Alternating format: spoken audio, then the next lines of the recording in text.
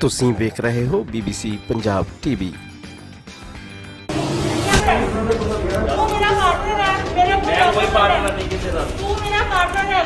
लेकिन ये उत्थे कुड़ियां दा धंधा बहुत तेजी नाल फैल रहा है पर बहुत ज़्यादा कुड़ियां दिल्ली तो मंगाइया जा रही, रशियन कुड़ियां, थाई कुड़ियां दिल्ली तो मंगाइया जा रही दलालों तो। क्योंकि मेरे नाल सारिਆਂ ਦੀ मीटिंग करवाई सीगी, मैं एक हफ्ता उस स्पा नूं चलाया सीगा। वो पहले उन्हां दी मसाज दी जो भी टेस्ट करदा रात रखदे अपने।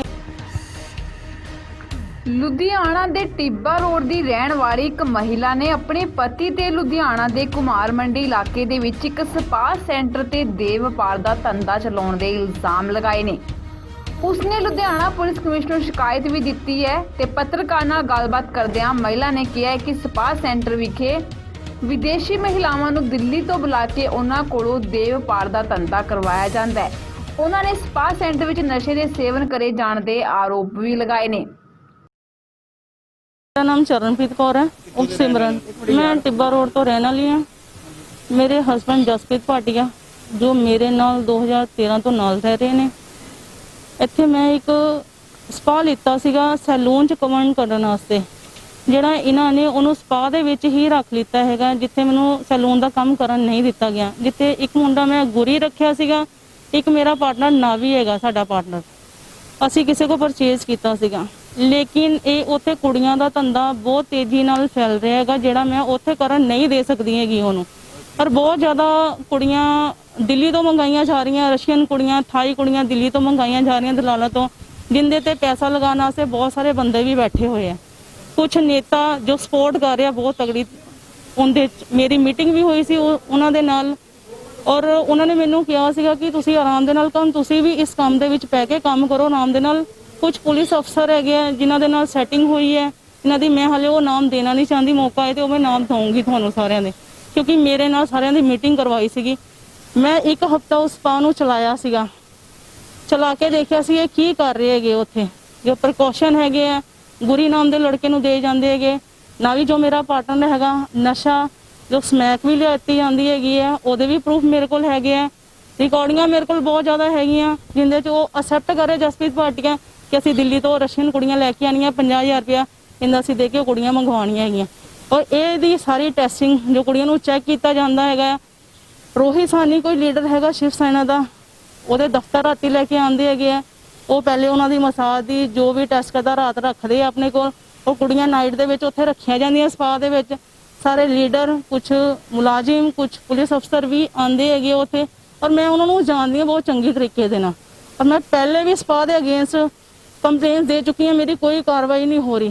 कल मैं जो शामी गई हैं मैं CP साहब से पेश हुई हैं, इत्थे मेरा बहुत मजाक उड़ाया गया और इन्होंने व्हाट्सअप के थ्रू जिथे मैडम पुरेवाल की जगह पर सर आए है उत्थे इन्होंने व्हाट्सअप के थ्रू यह कंप्लेन मैं कल एक दे के गई सी 11/9 उत्थे रीडर साहब बैठे हुए हैं, उन्होंने मेरा मजाक उड़ाया और मैनू 7 बजे तक उत्थे बिठा के रखिया। उन्होंने कोई कर मैं उन्होंने कहा कि मेरे नाल चलो तुसीं उत्थे यह काम हो रहा है, लेकिन उन्होंने मेरी कोई भी सुनवाई नहीं की कि मैं उतों मैं और मेरी सिस्टर और मैं अपने स्पा के उत्ते वापस गई जिथे जसप्रीत नूं भजा दिता गया है और रोज साइनी के दफ्तर जाके बैठ गया। गुरी नाम का मुंडा सीगा और नावी मुंडा सी, 15 मुंडे होर सीगे अनपछाते जिन्होंने मैं नहीं मौके आन तो मैं पहचान लाँगी।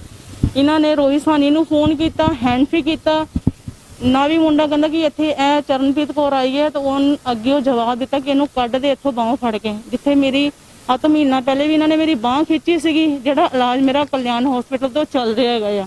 इन्होंने कल भी मेरे नाल बदतमीजी की और मैनू मेरे ही स्पा तो बाहर कढ़ दिता गया है। मैं सड़क पर कल्ली बैठी रही हैं, मैं और मेरी सिस्टर, और इन्होंने मेरे नाल फिर शामी कुछ 8 बजे कोई रेट आई है, मैं नहीं चाहती वो कित्थों आई सी, कुड़ियां अंदर सी पर कुड़ियां लैके नहीं गए। नावी मुंडा उत्थे सीगा, गुरी मुंडा उत्थे सीगा, पर कोई भी उन्हां ते कार्रवाई नहीं हुई, उन्होंने लैके नहीं गए। मेरी मांग यही है कि मैं इस जिहड़ा ये सैक्स रैकेट है बहुत वड्डा हैगा आ, और मैं इस वेले कल्ली हैगी हाँ इस लड़ाई नूं लड़ रही हैगी हाँ, जिथे मैनूं धमकियां दित्तियां जा रही मारन दियां, जिथे नशे का कारोबार किया जा रहा बहुत तगड़ा। अगर मेरा वो हसबैंड हैगा तो मैं इस गंदगी च उन्होंने जान नहीं देवांगी। गुरसिख होके उन बालों की कटिंग भी करवा लीती हैगी अपनी, और कुछ लोग है जो बहुत तगड़ी ताजा च उत्ते पैसा लगा रहे कि तू कुड़ियां मंगवा बाहरों। और मेरी यही मांग है ਕਿ ਇਹਨੂੰ ਬੰਦ ਕੀਤਾ ਜਾਏ, ਇਹਨੂੰ ਸੀਲ ਕੀਤਾ ਜਾਏ। ਜਿੱਥੇ ਜਿੱਥੇ ਰਾਇਲ ਕਿੰਗਡਮ ਦੇ ਇਹ ਕੀ ਨਾਮ ਸਪਾ ਖੁੱਲੇ ਹੈਗੇ ਉਹਨਾਂ ਨੂੰ ਸੀਲ ਕੀਤਾ ਜਾਏ। ਪਹਿਲੇ ਵੀ ਇਹਨਾਂ ਤੇ ਐਲੀਗੇਸ਼ਨ ਲੱਗ ਚੁੱਕੇ ਹੈਗੇ ਆ, ਬਾਹਰੋਂ ਕੁੜੀਆਂ ਮੰਗਵਾਉਣ ਤੇ ਸੈਕਸ ਰੈਕੇਟ ਦਾ ਲੱਗ ਚੁੱਕਿਆ ਹੈਗਾ, ਪਰ ਇਹਨੂੰ ਕੋਈ ਵੀ ਬੰਦ ਨਹੀਂ ਕਰ ਰਿਹਾ ਹੈਗਾ ਕਿ ਬਹੁਤ ਤਗੜੀ ਚ ਪੈਸਾ ਜਾ ਰਿਹਾ ਹੈਗਾ। ਸਰ ਉਥੋਂ ਪ੍ਰੀਕਾਸ਼ਨ ਮਿਲੇ ਸੀਗੇ, ਗੁਰੀ ਨਾਮ ਦਾ ਮੁੰਡਾ ਹੈ, ਜਿਹੜੇ ਪ੍ਰੀਕਾਸ਼ਨ ਉਹਦੇ ਕੋਲ ਹੀ ਹੁੰਦੇ ਹੈਗੇ ਆ। ਜੋ ਨਸ਼ਾ ਇੱਕ ਕੁੜੀਆਂ ਨੂੰ ਸਵੇਰੇ ਦਿੱਤਾ ਜਾਂਦਾ ਹੈਗਾ ਉਹ ਵੀ ਮੇਰੇ ਕੋਲ ਪਿਆ ਹੋਇਆ, ਘਰ ਬੋਟਲ ਪਈ ਹੋਈ ਆ। ਉਹ ਨਸ਼ਾ ਕੁੜੀਆਂ ਨੂੰ ਦਿੱਤਾ ਜਾਂਦਾ ਸਵੇਰੇ, ਉਹ ਸਾਰਾ ਦਿਨ ਕੁੜੀਆਂ ਕੰਮ ਕਰਦੀਆਂ। ਕੁੜੀਆਂ ਦੀ ਕੋਈ ਵੀ ਸੈਲਰੀ ਨਹੀਂ ਹੈ ਉੱਥੇ। ਕੁੜੀਆਂ ਕੋ 500 ਰੁਪਇਆ ਪਰ ਕੁੜੀ ਕੋ ਪਰ ਕਲਾਇੰਟ ਜਦੋਂ ਦਿੰਦੇ ਆ ਉਹ ਲਿੱਤਾ ਜਾਂਦਾ ਹੈਗਾ ਬਾਹਰ ਕਾਊਂਟਰ ਤੇ। ਉਹੀ ਜਿਹੜਾ ਪੈਸਾ ਹੈਗਾ ਉਹ ਚੌਂਕੀ ਥਾਣੇ ਇਹ ਪੇ ਕਰਦੇ ਹੈਗੇ ਆ, ਉੱਤੇ ਤੱਕ ਇਹ ਕਹਿੰਦੇ ਕਿ ਹਾਂ ਤੂੰ ਜਿੱਥੇ ਮਰਜ਼ੀ ਚਲ ਜਾ, ਅਸੀਂ ਤੇਰਾ ਕੁਛ ਨਹੀਂ ਹੋਣ ਦੇਵਾਂਗੇ। ਔਰ ਮੇਰੀ ਇਹੀ ਮੰਗ ਹੈ ਕਿ ਉਹਨੂੰ ਸੀਲ ਕੀਤਾ ਜਾਵੇ। ਜਸਪ੍ਰੀਤ ਭਾਟੀਆ ਉਹ ਚੱਲ ਰਿਹਾ, ਮੇਰਾ ਨਾਵੀ ਮੁੰਡਾ ਸੀਗਾ ਔਰ ਨਾਵੀ ਮੁੰਡੇ ਨੂੰ ਇਹ ਮੇਰੇ ਘਰ ਆਂਦਾ ਸੀਗਾ। ਪੂਰੀ ਮੁੰਡਾ ਜਿਹੜਾ ਸੀਪਰ ਉੱਥੇ ਰੱਖਿਆ ਹੋਇਆ, ਇਹ ਸਾਰੇ ਜਣੇ ਮੇਰੇ ਘਰ ਆਂਦੇ ਸੀਗੇ। ਇਹ ਰਲ ਕੇ ਮੈਂ ਸੈਲੂਨ ਦਾ ਕੰਮ ਖੋਲਣਾ ਸੀਗਾ, ਜਿੱਥੇ ਮੇਰਾ ਸੈਲੂਨ ਦਾ ਸਮਾਨ ਲਿੱਤਾ ਹੋਇਆ ਸਾਰਾ ਮੇਰੇ ਘਰ ਬੈਠਾ। ਟਿੱਬਾ ਰੋਡ ਤੇ ਮੇਰੀ ਆਪਣੀ ਸ਼ਾਪ ਸੀਗੀ, ਮੈਂ ਉਹ ਤੋਂ ਖਾਲੀ ਕੀਤੀ, ਉਹ ਮੈਂ ਉੱਥੇ ਸ਼ਿਫਟ ਕਰਨੀ ਸੀਗੀ, ਲੇਕਿਨ ਇਹਨਾਂ ਨੇ ਮੈਨੂੰ ਨਹੀਂ ਕਰਨ ਦੇ ਰਹੇ ਕਿ ਇਹ ਕਹਿ ਰਹੇ ਕਿ ਤੂੰ ਇਹੀ ਕੰਮ ਕਰਨਾ, ਸੀ ਉਹ ਕੰਮ ਨਹੀਂ ਕਰਨਾ। Thank you sir. ਦੂਜੇ ਹੀ ਪਾਸੇ ਪੁਲਿਸ ਅਧਿਕਾਰੀ ਦਾ ਕਹਿਣਾ ਹੈ ਕਿ ਮਹਿਲਾ ਨੇ ਸ਼ਿਕਾਇਤ ਦਰਜ ਕਰਵਾਈ ਸੀ, ਉੱਥੇ ਰੇਡ ਕੀਤੀ ਗਈ ਤਾਂ ਕੁਝ ਨਹੀਂ ਮਿਲਿਆ।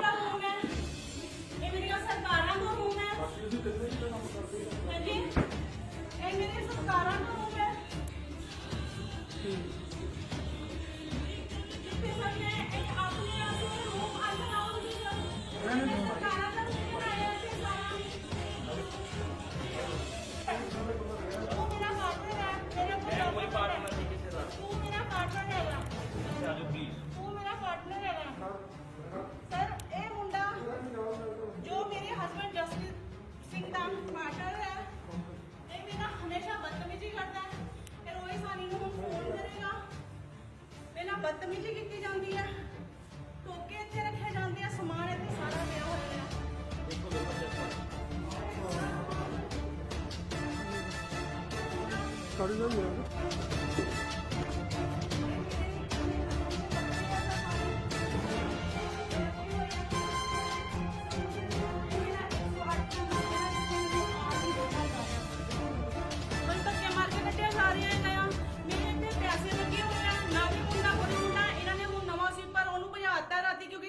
ਬਦਤਮੀਜ਼ੀ ਕੀਤੀ ਕਿ ਮੈਂ ਉਹਨੂੰ ਪੁਆਇੰਟ ਕੀਤਾ ਸੀ ਤੇ ਉਹਨੂੰ ਕੱਢ ਕੇ ਇਹਨਾਂ ਨੇ ਨਵਾਂ ਮੁੰਡਾ ਪੁਆਇੰਟ ਕੀਤਾ ਹੋਇਆ।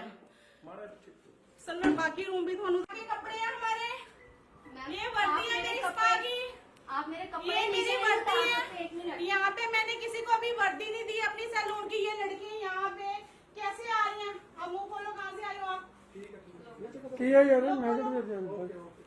सर ये लड़कियाँ यहाँ पे बैठी के कपड़े हैं हमारे, ये वर्दी है मेरी स्पा की, आप मेरे कपड़े ये मेरी वर्दी है। एक मिनट, यहाँ पे मैंने किसी को अभी वर्दी नहीं दी अपनी सैलून की। ये लड़की यहाँ पे कैसे आ रही हैं? अब मुंह खोलो, कहाँ से आई हो आप? सर ये लड़कियाँ यहाँ पे बैठी जसवीर पाटिया का पार्टनर है गया। इन्होंने क्या बाइक नहीं देनी? ये लड़का हूँ भज गया है इसके लिए।